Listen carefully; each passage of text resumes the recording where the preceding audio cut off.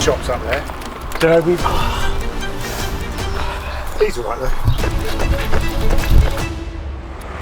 This last 5.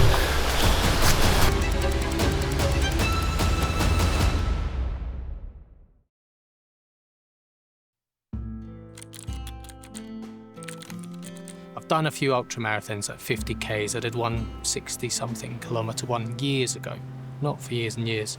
I'd always wanted to get back to that. I genuinely hadn't done any running at all. I think I'd done the Surrey half and then stopped. The MegaRun, Mark put a post on Viva Engage. And as we got discussing it, and it started to become about something more than just 4 idiots trying to run to 8 campuses, it became a bit more about awareness, about men's mental health, and about MindGreen. The next thing we know, there's 4 of us that are sitting around a table planning this crazy 178-kilometre run. It started adding up, and the crazy bunch decided to go for that, so we did it, yeah. Running's been really good for my mental health over the years. I found it as a really useful ally. I love running, and I've been doing this for 5 years. A major turning point was COVID and lockdown, when I realised that you could run not for time, and it wasn't you have to compare yourself to everyone else. You could do it for enjoyment, to explore and all that. Suddenly you get hooked by it. I've been running a year. It all sort of started out with long-distance hiking. It has really helped me also mentally. If I can push myself to do something, I'll be able to set an example for people there that you can overcome some mental challenges also. So in late 2023, my mum was diagnosed with Alzheimer's, which was quite a challenge for the family. You know, my dad's become a full-time carer for my mum. My dad is struggling with his mental health because of it. If by doing this event helps others to get through their challenges, then that's part of the reason and motivation I got involved. When my mom and dad separated, my dad was not in a good spot. Before, he used to be very sporty and all that, but when that happened, he really I saw him in a very bad place. And, you know, I really wanted to do this because I felt like not only was it necessary to make him proud of me, but also to make him more happy, make him, show him that I'm also willing to go the extra mile to, to make my parents proud and all that. In terms of mental health, there's nothing like having a mission, like a focus. You've got nowhere else to be, nothing else to do. You're just there to cover an outrageous distance in 3 days. So it really resonated with me for that, because it's something I'm passionate about, something I see, and something I think we need to do more of. And I think MindGreen, I'm hoping, it is my hope that with the funds raised, etc., we can do something specifically along those lines. In 2019, I wanted to do something for a cancer charity. My sister was really unwell at the time, and in a situation like that, it's really easy to feel out of control and that you can't do anything about it. So my version of being able to do something about it was doing a marathon. The MegaRun was an extension of that. So obviously I'd seen the work that MindGreen have been doing. I've always been really passionate about mental health and supporting other people. And that idea started turning into reality. And I wanted it to be inclusive. We work in such a big organisation. I wanted other people to be involved. But luckily, some gentlemen offered to take on this challenge with me. So that was really the foundations of it. And I knew that it was starting to build into something really special. I didn't know who Mark was until probably late August, so... I don't know Mark. I barely know Tim. Certainly didn't know Romeo. I never met him. I know him now. And it was very nice, meeting all of them in one place and then knowing the kind of people you are going to run with. We got to know each other very well, and I think that's a really positive thing for all of us, and something we should probably do more of as men and people. So in the week leading up to the run, it was very there was a lot of pressure because a lot of people were like, oh, Romeo, next week is your big run. And it was the tension was there, but you have to pretend you don't care. There was a lot of anticipation. Obviously we'd done a lot of training. So day one was just a lot. We all woke up at 5:30. Drove over to Banbury. It was really good to pick up the boys. Met our amazing film crew and support team. As we were driving up there, it was all very jovial, but yeah, I was getting a bit worried about it. Actually, really is, man. Bloody hell, Mark. Anyone want to change plastic? Actually, yeah. Yeah. Not mocking me now, are you? Yeah.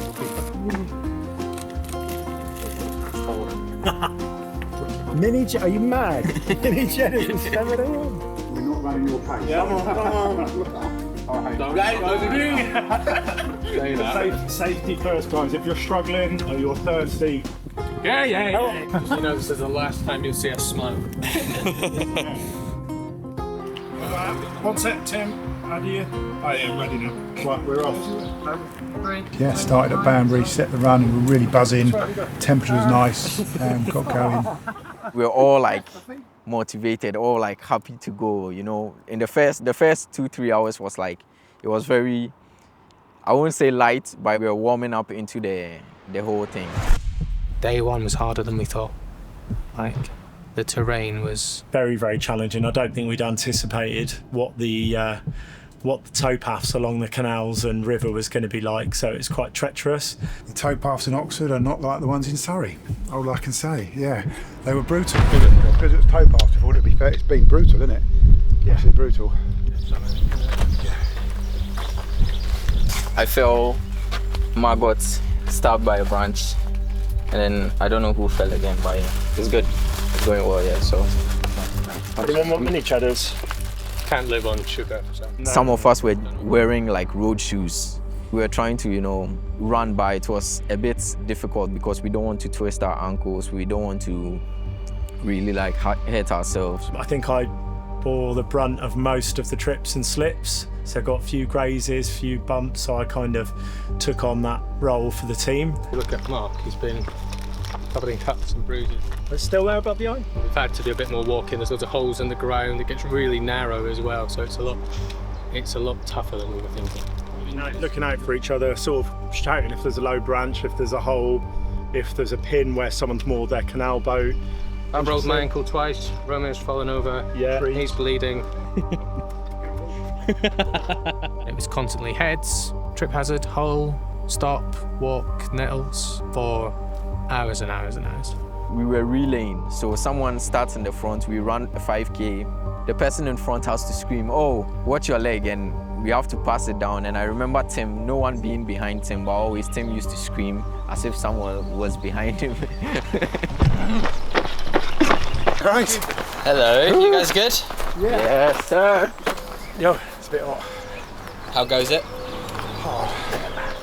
Yeah. It's hard going, really. That's a hard route. Yeah, the route was Brutal. We've had to walk loads of it. We'll run everything we can, but There was a coffee shop with ice cream.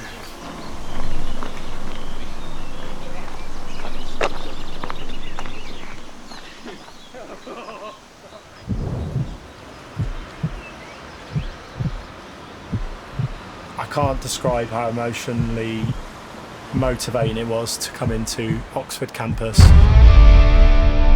we got quite excited and nervous to see people for the first time. With the buzz of people cheer us on. Heel tap over the speed bump.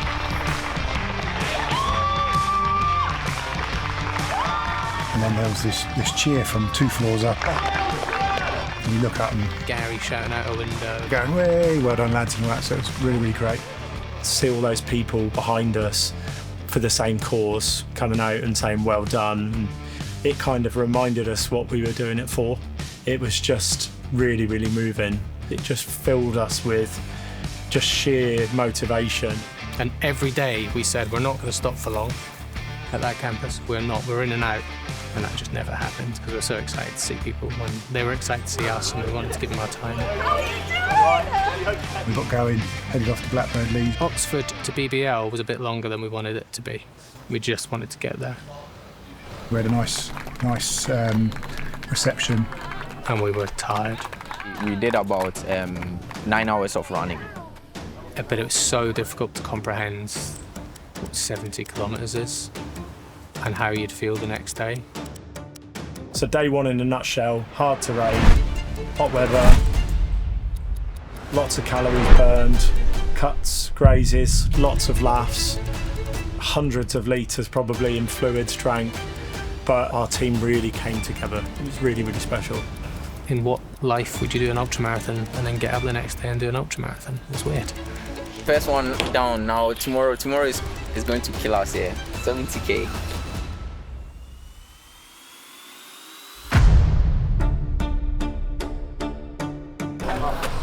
Oh, wow. That feels so good.